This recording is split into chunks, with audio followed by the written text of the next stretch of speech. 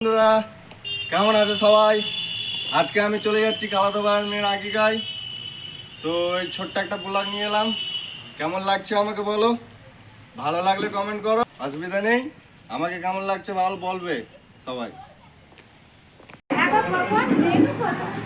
তো আমরা নিজেরাই খাওয়াচ্ছি, তো আমরা যাতে না বারবার যেতে হয় আমাদেরকে আনতে হয়, তো সেই জন্য আমরা অলরেডি রেডি করে রেখে দিয়েছি যাতে আমাদের সুবিধা হয়। তো সবাইকে আমরাই খাওয়াচ্ছি নিজেরাই, সবাই আমরা 4-5 জন মিলে, না খালাতো ভাই সবাই মিলে আমরা খাওয়াচ্ছি।